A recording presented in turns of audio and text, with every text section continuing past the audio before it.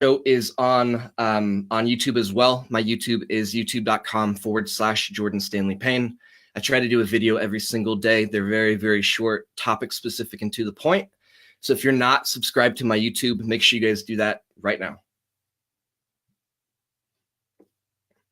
Guys, we're going to have a good show today. I'm really, really excited. I threw up a poll a couple days ago and saying, look, what do you guys need help with? This show is not about me. This show is not about what I want, anything like that. This show is about what you guys need to push your future forward to get financially free. You guys said, can't hear? Guys, give me a thumbs up if you can hear. Celie says she can't. Frank says, woohoo, education time. I think Frank can hear. Can you guys hear me? Yes or no? Throw it up in the chat really quick. I think we're good. Celie says we're good. So guys, I threw up a poll. I asked, what do you guys need to learn? What do you guys want more continued education on? You guys said creative finance and buy and hold strategies, which is really, really interesting because I talk about it almost on a daily basis. So I don't know what you think I'm going to say today that's going to be different than the last 2 years every day, but I'm going to give it a shot. Guys, do me a favor really quick. I need you to share this broadcast to your personal timeline.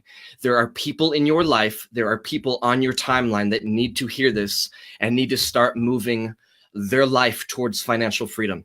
If you would do me a favor, please share this really quick, and we're going to get rolling on the topic today. I'll give you $1 if you share it. How about that? Multifamily Mafia, it's okay if we drink a beer. Don't worry about it.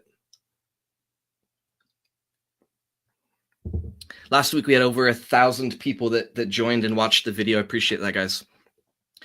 All right, guys. So we are going to be talking about creative financing, buy and hold strategies to get into real estate investments and assets using none of your own money. I started doing that about 2 years ago. I have a multi-million-dollar portfolio. I use zero of my own money. Think about that for a second. With that information, with that knowledge, why would you wholesale? Why would you fix and flip? Why would you become a real estate agent? If you truly could get into assets and acquire generational wealth using none of your own money, why would you do anything other than that? Jordan, I need a quick buck. Jordan, I need to pay my mortgage. I need money quick. It's such a short-sighted approach. It's such a selfish approach. Everything that I do in my life and in my business is for generations after me. I am the first person in my family that is going to make a generational shift. Nobody before me has ever even attempted to do it. I'm the first one in my family. Every generation after me will be 100% financially free with passive income. So I'm not short-sighted on I just need $1,000 wholesale deal. I'm not short-sighted on I just need to go list a property and collect a 3% commission, or I need to fix and flip and get $20,000.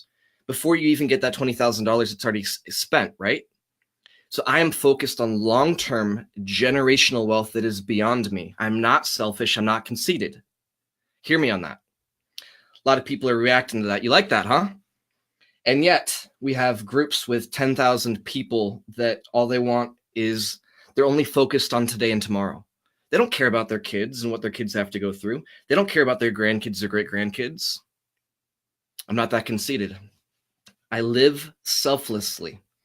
So guys, buy and hold creative strategies using none of your own money. I need you to understand a couple things really quickly, though. If we're going to have this freaking conversation, we need to be on the same page.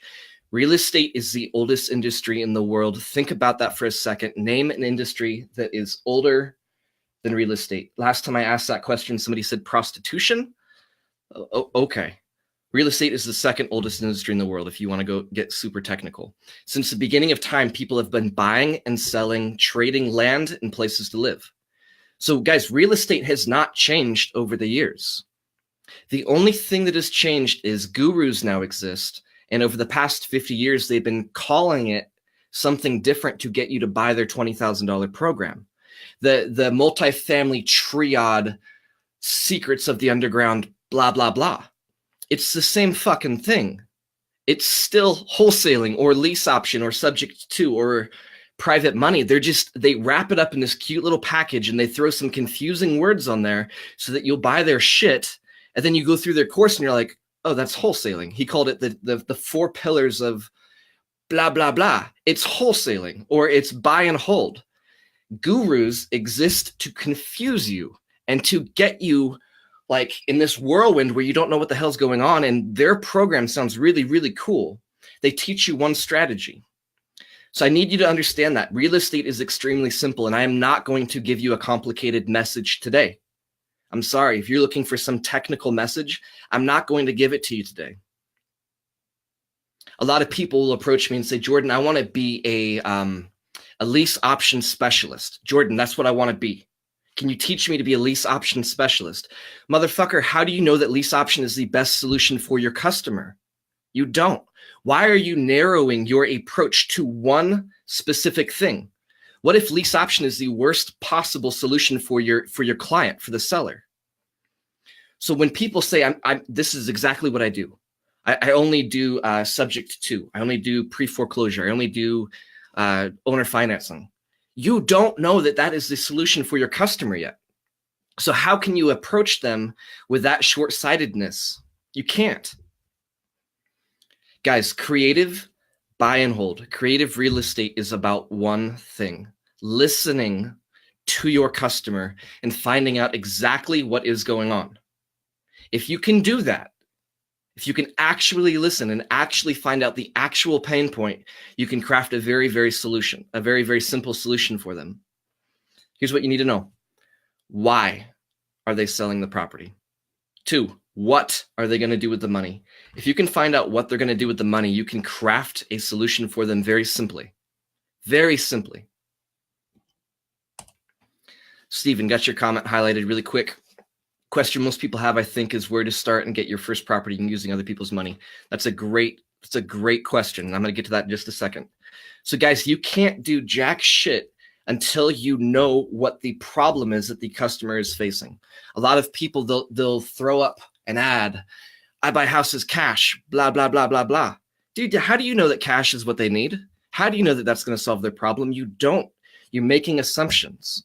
I learned this from Tyler Sheff. If you guys are not following Tyler Sheff's podcast, it is Cash Flow, guys. Make sure you do that. I learned this from Tyler. He learned it from somebody else who learned it from somebody else. Hear me on this. Diagnosis without proper examination is malpractice. I'm going to say that one more time. Diagnosis without proper examination is malpractice. It's a medical term. I come in with a headache and you cut off my head. You made a diagnosis that off with the head, that's going to solve this headache. Without properly examining me, that's malpractice. You're going to lose your license, right? So stop giving diagnosis to customers without actually figuring out what they need. Oh, I'm only going after owner financing. You don't know that's what they need yet because you haven't actually asked them what they need yet. Let me give you a couple examples really quick. Here's a story about it was almost $1 million property, $960,000. This is an example. It is a real deal that happened, but this is just going to be an example because I don't remember the exact numbers, and somebody's going to look it up and rip my head off. $960,000 multifamily property. The seller had it listed on Craigslist. Most people would say they'd start running numbers, right? But they're going like crazy in their computer. They're running numbers, trying to figure out, this is going to be a lease option, or this is going to be a subject to, or this is going to be a short sale, this is going to be a wholesale deal, this is going to be blah, blah, blah. How do you know? You're making an assumption. You haven't even talked to the lady. Get the lady on the phone. This is what an educated investor does. Ma'am, why are you selling such a beautiful property? Oh, just looking for a cash offer. Fair enough. Ma'am, what I want to make sure that I craft or make the best offer to you possible. Why do you need to sell the money and get cash? Hear me on this, guys, really quick. Hear me. Everybody cool? Hey, I've got a $46,000 medical judgment, and they're pursuing me because of a medical judgment from a couple years ago that I wasn't able to pay. Ma'am, if I'm hearing you correctly, you are selling the property to pay off a medical judgment. I froze up for a second. Selling the property to pay off a $46,000 medical judgment, if you didn't hear that. Guys, selling $1 million property because of a $46,000 problem. You see where I'm going with this. Ma'am, if I could take care of that medical judgment and put money in your pocket every single month, would you be interested in selling this property to me? If I could solve that problem for you? Yes, I would, but I need a cash offer to pay off the medical judgment. Ma'am, if I could wipe all of that clean, if I could take care of you, take care of all of that, get rid of the headache, would you do a deal with me? Yes, I would. You guys know that that can be negotiated, right? Medical judgments. You know that you can negotiate that to a monthly payment. In this case, it was like $200 a month. One more time, almost $1 million property for $200 a month. You never would have gotten there unless you found out what the actual problem was. So every single one of you guys, I shouldn't say that, a lot of people, they jump in and they want specific, Jordan, tell me how to do a lease option. Tell me how to do a subject to. And they don't want to hear actual truth. My group, Real Real Estate Investors, was about actual truth, and many people didn't want to hear it.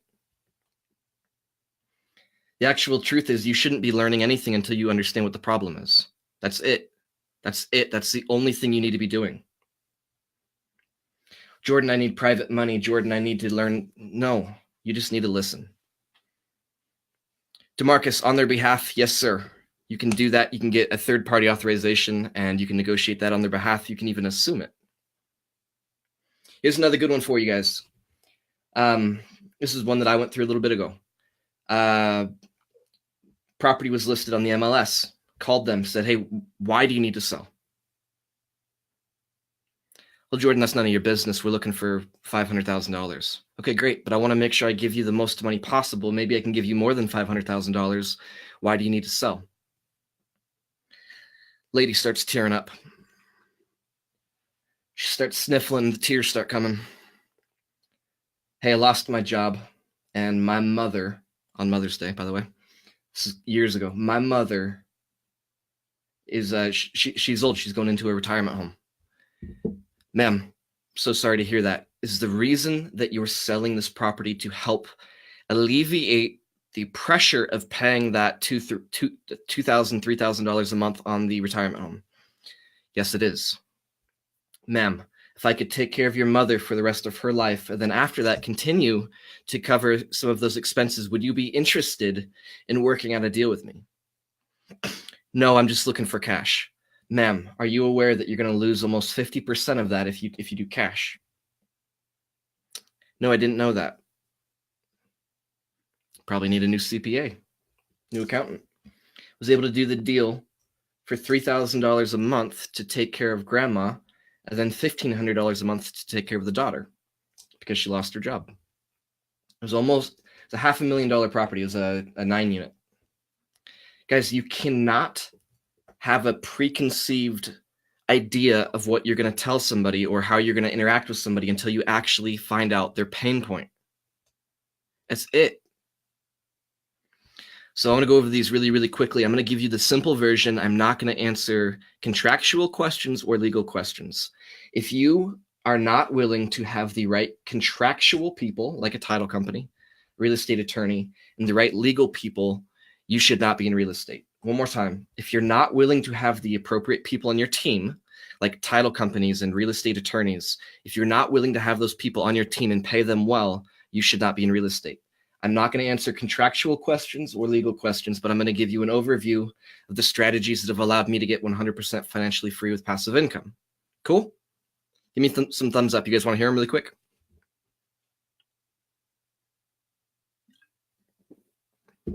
Everybody's sleeping on me.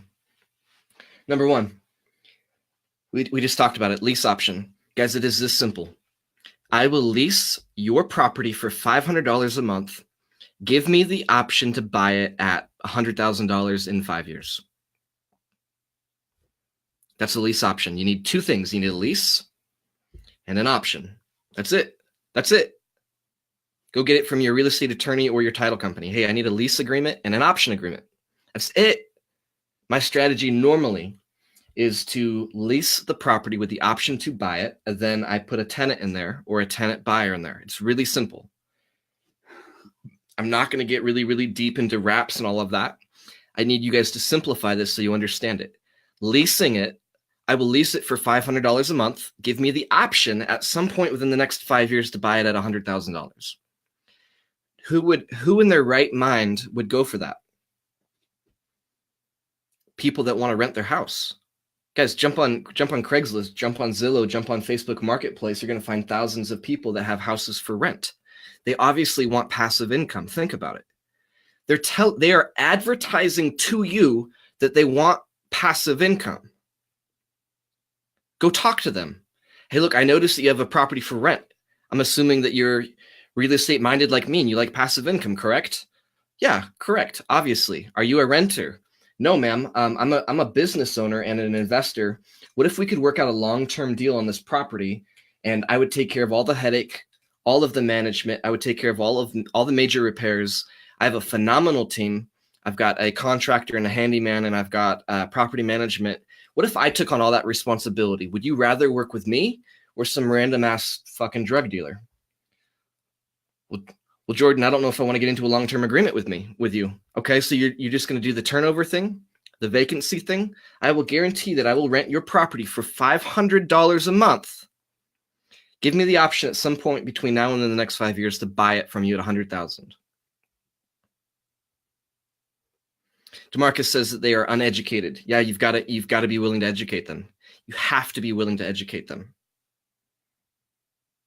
That's lease option. Any questions on lease option really quick, aside from contractual or legal? I love lease option. You guys know that you can lease option multifamily properties? I've got a lease option on a 9-unit. Hey, dude, I'll lease this building for $2,000 a month. Give me the option to buy it at $250,000 between now and the next 5 years. 2 units vacant, turned them into Airbnb. Those 2 units alone, I'm making $6,000 a month net. The other couple of units pay him his $2,000 a month. No big deal. Frank, large option fee. I don't pay an option fee. I keep it really, really simple. Frank, I will lease this property from you for $500 a month, and I want the option to buy it at our pre-negotiated price.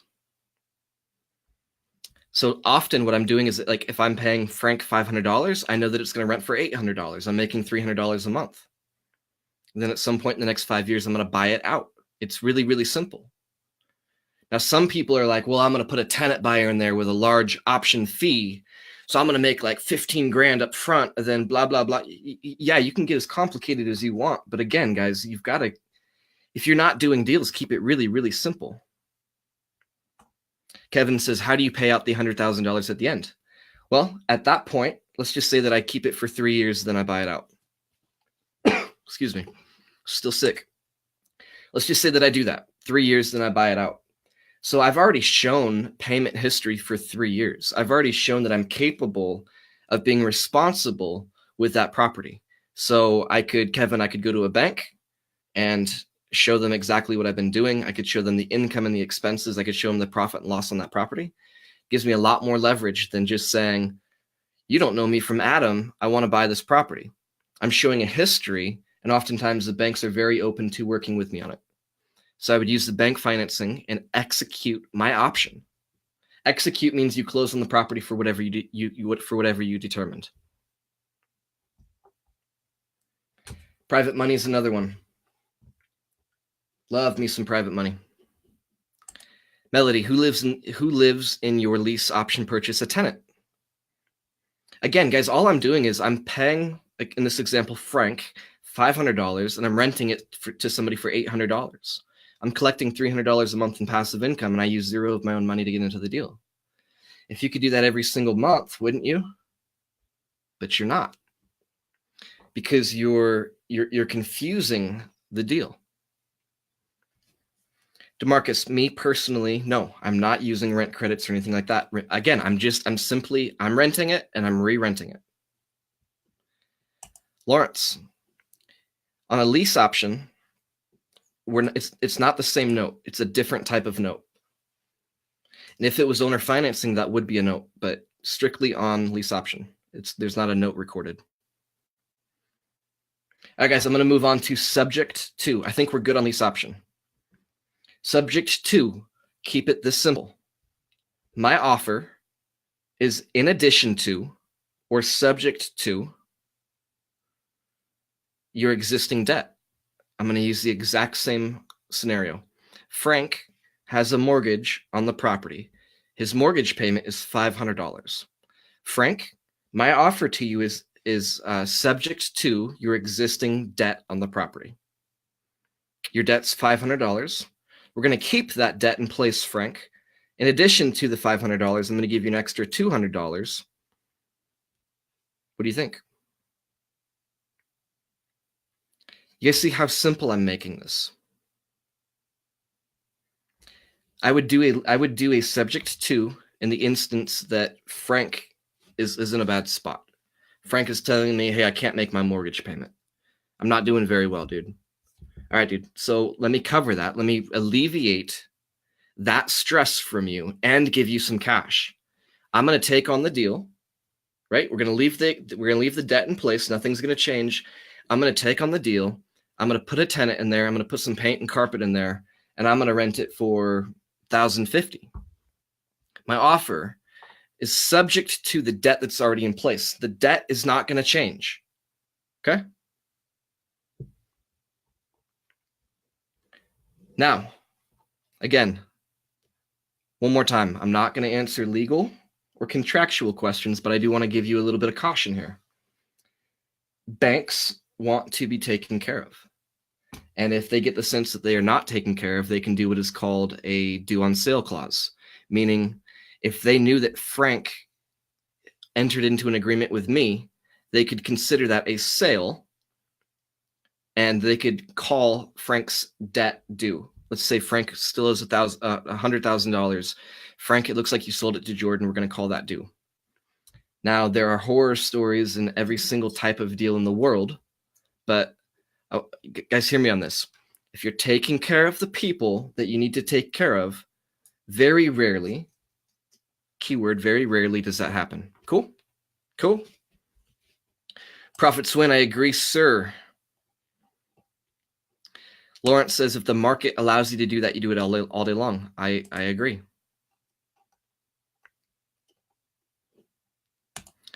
Mr. McKnight said, do you offer an additional initial down payment on either method? On lease option, no. Remember, it's just like I'm a multifamily property owner. It's just like me renting a property to Frank. Frank, I'm picking on you today. If I was just renting to Frank, I wouldn't say, hey, Frank, I've got a unit for rent. It's $5,000 down, and your rent is $500 a month. It's simply a rental agreement. I'm only the tenant. I'm a glorified tenant with a glorified agreement, and they're giving me first dibs to buy it within X amount of time. Guys, you have to simplify this. We got hundreds and thousands and thousands and thousands of people in all of our groups. We're in REI Masters, The Kingdom, Jordan Payne Network, a bunch of other ones that are not doing deals because they have complicated everything so much. It got complicated because the guru wanted to sell you some shit.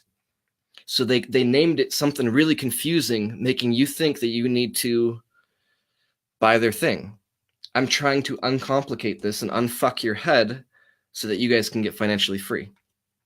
How's that for my Sunday church language? DeMarcus McQueen, it depends on the deal. It literally depends on the deal. You know, if the guy has 10 years left on his note or his debt with the bank, I'm not going to be doing like a 3-year unless I was very confident that I could close out the deal and pay off the bank in 3 years. For me, whatever the term is left on his debt is normally how long I'll do it. Again, guys, this is my subject too. You know, I mean, like, guys, you need to know how you're going to get out of the deal. I mean, don't get me wrong. But if he's got a 15-year mortgage left with the bank and you do a 15-year agreement, at the end of your agreement, the house is going to be paid for, right? If you're going to do it shorter than that, make sure you have a hell of an exit strategy. Private money, you go to a different bank and refinance it out. You know, you make him an offer that covers the debt. It's really simple.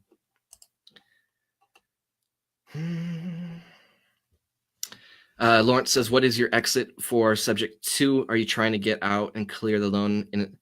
See, look, guys, I need you to hear me. I know I've said that like 500 times today.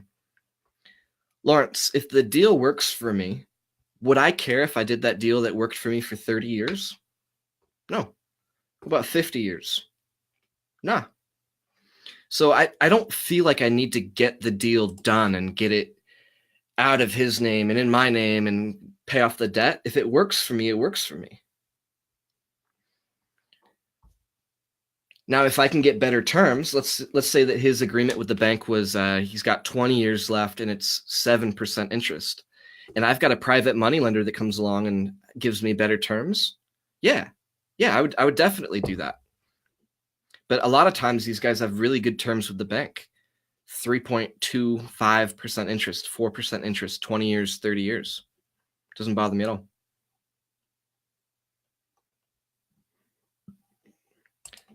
Frank, I love you, dude. I gotta use somebody. Gotta use somebody as an example. All right, guys, that is subject 2. Steven's got some more input on subject 2s. Lease option, we covered. Subject 2, we covered. Again, simple version so that you guys can get out there and start doing it. Owner financing is probably my most common form of real estate deals. I owner finance multifamily properties like a motherfucker. I love it. Again, I'm dealing with sellers that are used to having cash flow. They love cash flow. Okay? So for me to talk to and approach an educated investor, I'm assuming if they own a 4-plex, an 8-plex, a 12, 20, 50, 100-plex, I'm assuming they're somewhat educated. I love dealing with multifamily property sellers because a lot of times they are more educated than a single family seller that inherited a property from grandma. Okay? There's a different depth that a multifamily property owner has than a single family that inherited it or whatever. So when I approach them and say, Sealy, look, I noticed that you own a 12-plex. I noticed that you've owned it for a long time. I noticed that you've been enjoying the depreciation and the appreciation for a long time. Sealy, what if I could come in and pay you a very, very healthy monthly payment and give you some cash? Would you consider that?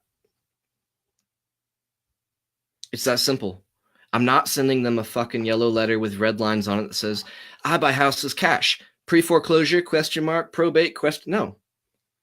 Sealy, my name's Jordan Stanley Payne. I own multifamily properties in the same neighborhood as you. Actually, I own one across the street from you. Hey, I'm desperately looking for some more properties, and I noticed that you own a couple. Is there anything that you'd be willing to get rid of? I would love to continue to give you some passive income. I could probably even come up with some cash at closing. Guys, that approach allows me to close multifamily properties all the time on owner financing.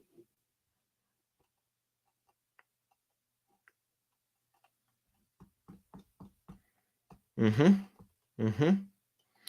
getting caught up in the comments really quick. Everybody listening to the podcast, thanks for being patient. There's going to be a little bit of downtime because I've got almost 100 comments right now. I'm going to take this one from Carisha. How do you educate the seller the benefits of creative financing and not putting the property in MLS? The main one that I educate them on is the tax benefit. Dude, you're going to give up 50% of the profit that you're going to make to taxes? Why? Let me give you some money down. Let me give you some cash flow for the next 20 years, and you can enjoy the benefit of. I could probably even pay you a little bit more for it. So, do you want $100,000 now and walk away with 50, or do you want $150,000 over the next 10 years? What do you want, guys? I'm gonna bring this full circle. You have to know what the actual problem they're facing is before you can determine what strategy is best for them. Don't walk in thinking that you know that it's going to be owner financing or lease option or a subject to or whatever. So I normally I've got a phenomenal attorney, or not attorney, I'm sorry, CPA. My CPA is on speed dial on my phone. Hey, Mr. Seller, I don't know if you have a CPA or not, but I know you have some questions about the taxes that you could ask my CPA. I've got him on the phone. Let's do a 3-way call really quick.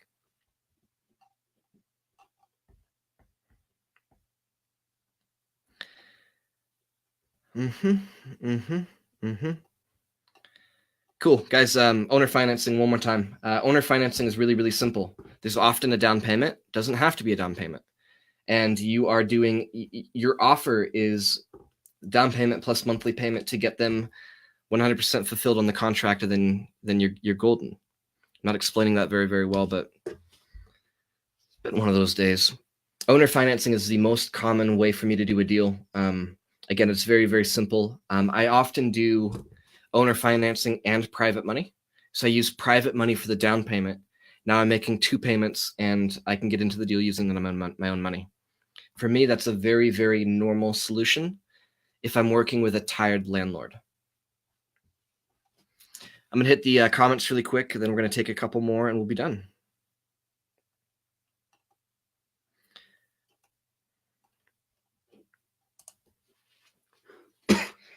Guys, does that make sense? I'm gonna quote this one more time. Diagnosis without proper examination is malpractice. I don't care what you think. I care what the seller needs. If you can find that out, if you can find out what they're going to do with the money, you can craft a solution for them very, very quickly. Highly recommend that you guys use a deal spreadsheet, like a deal analysis spreadsheet. I've got one that I use and it's phenomenal. With that spreadsheet, if I can get the information, I can know exactly where the deal is going to fit in based upon what they need.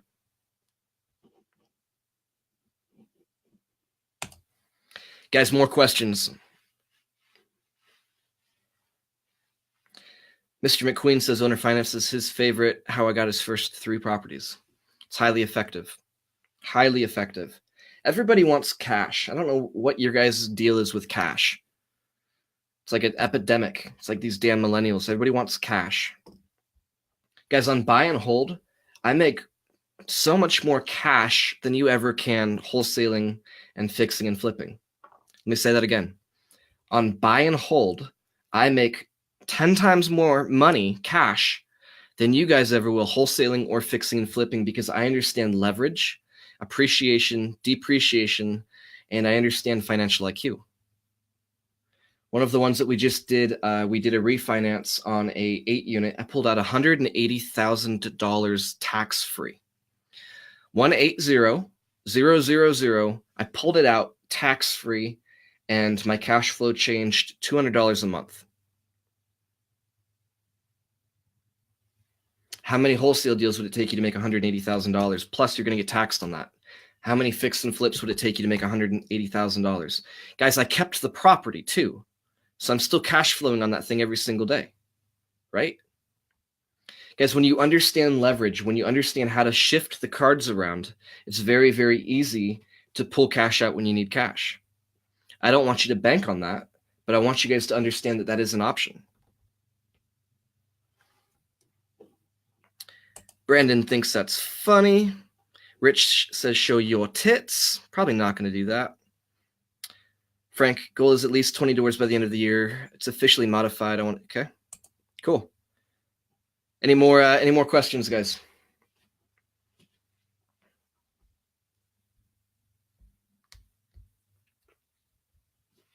Mother's Day. Go hang out with your moms. If you don't have a mom, go adopt a mom.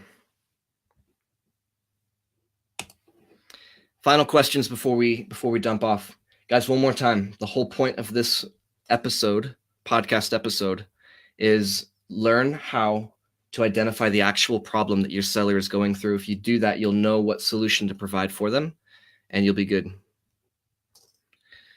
You'll be good. All right, guys, appreciate you. Thanks for tuning in.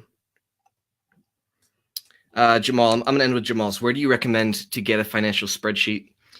I built mine. It took me a while to build it because I was modifying it quite a bit. Mine is literally, it's very, very simple. I'm not a spreadsheet expert or anything like that. It's very, very simple. Income minus expenses equals what? You know, so I have all of the expenses listed out, and I have the income listed out. And Jamal, I'm trying to figure out where you're listening to. I'll try to post it on my timeline so you guys have an example of it. Shakir, appreciate it. Kevin, appreciate it. Ignacio, no, I'm in Montana. I do deals in Montana and in Ohio occasionally. I say I'm leaving, and all the comments come up. Skylar, what? Skylar, you're not hearing me, brother. You're not hearing me. What method would you use for portfolios? Again, you cannot make a diagnosis until you've properly examined what the actual problem the seller is going through. So that was the whole point of my call. I don't know. I don't know until I get to the bottom, the root of why they want to sell.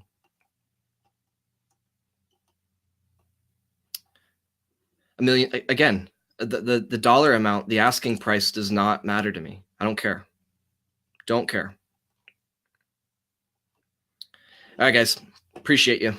Skylar, if you missed the beginning of it, go back to the beginning. You've got to figure out why they want to sell, what they're going to do with the money, and then we can figure out what the best solution would be. Appreciate you guys. We'll see you later.